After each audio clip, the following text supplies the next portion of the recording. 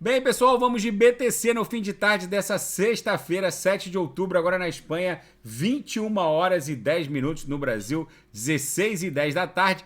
Gente, com todas essas notícias, payroll, hackeamento da Binance, enfim, o ABTC ficou muito volátil. Vocês vejam que o corpo real está se segurando na mediana do canal de Keltner, mas basicamente a gente veio dar um beijinho aqui na aresta inferior da nossa cunha triangular. Nem chegou a encostar, fizemos a mínima em 19.320. O corpo real se mantém na banda superior do canal de Keltner. É normal essa volatilidade, muita coisa acontecendo. O DXY também ganhou um fôlego. Vocês vejam que ele abriu um candle comprador muito interessante e a Nasdaq tá tombando igual uma jaca, caindo menos 3,80 e tal. Enfim, já chegou a cair quase menos 4. E a BTC segue resiliente, caindo menos 2,50. Com certeza o mercado está reprecificando a Web 2 e seus ecossistemas jurássicos, onde dados e riqueza circulam, trafegam de forma aprisionada.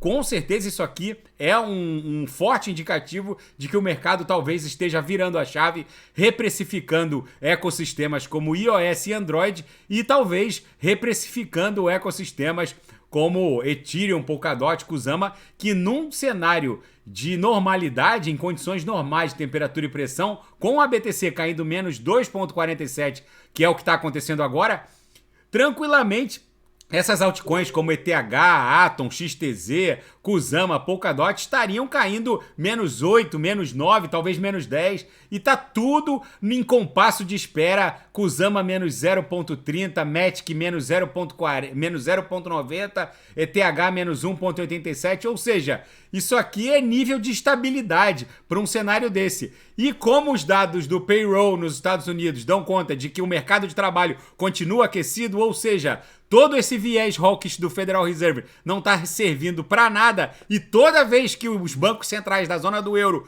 e dos Estados Unidos da América aumentam a taxa de juros, vem uma Kinder surpresinha lá da Arábia Saudita, cujo príncipe herdeiro, Mohammed bin Salman, se juntou com o Putin, e toda vez que há um controle da inflação na zona do euro dos Estados Unidos, eles vão lá e cortam a produção de petróleo para pressionar mais a inflação na zona do euro e nos Estados Unidos para quebrar o Ocidente. É uma guerra geopolítica financeira, com certeza.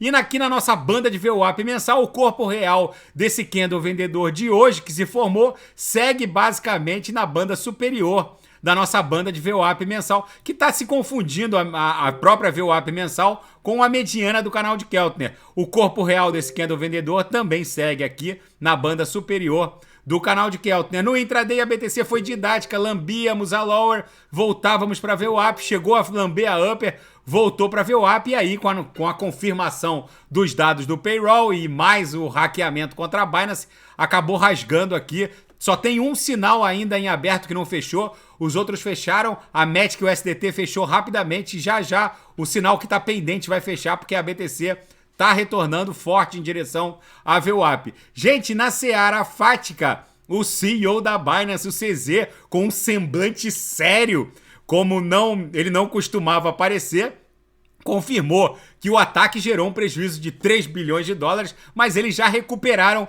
boa parte desse prejuízo.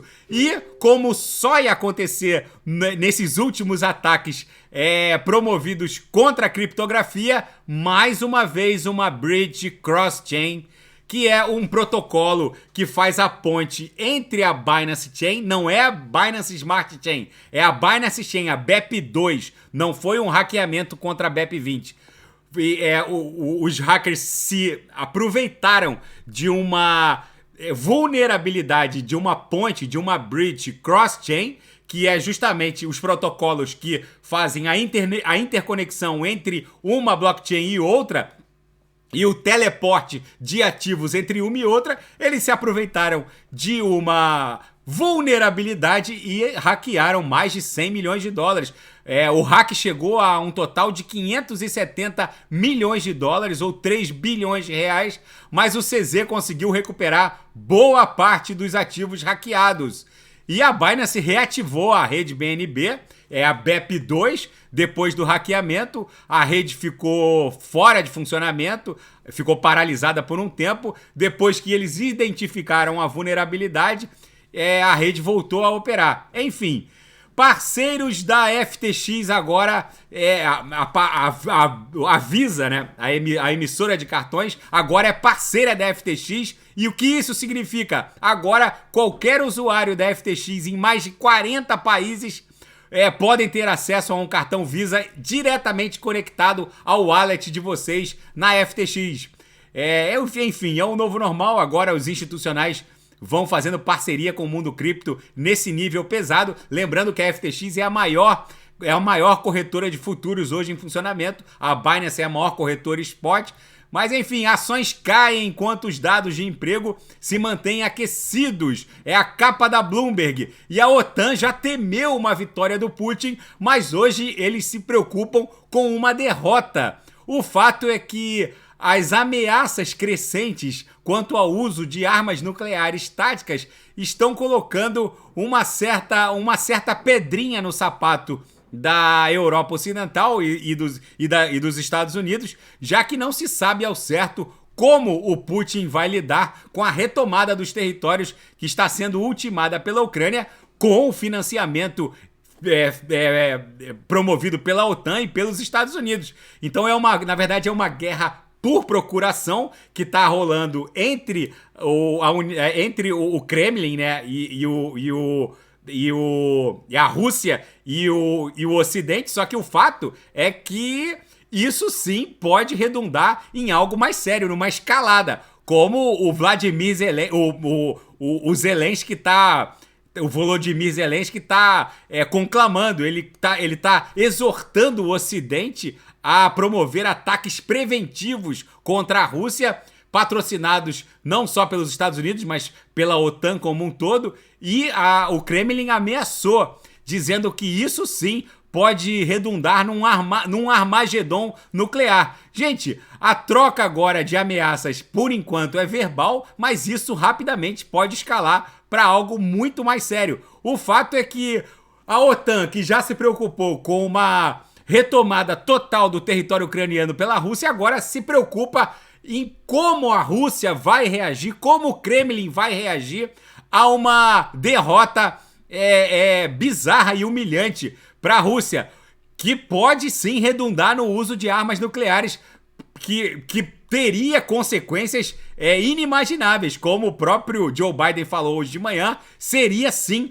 um Armagedon nuclear. Enfim, gente, nesse cenário apocalíptico, Mad Max, em que o líder da nação mais poderosa do planeta fala expressamente na possibilidade real de um Armagedon nuclear, na minha leitura, o mercado e a própria BTC estão resilientes. No caso, o mercado cripto, ele está resiliente. Vocês vejam que a dominância da BTC está caindo quase 1%. O que isso significa? Que as altcoins não estão caindo. A BTC basicamente cai sozinha. A maioria das altcoins está no nível da estabilidade ou caindo -1.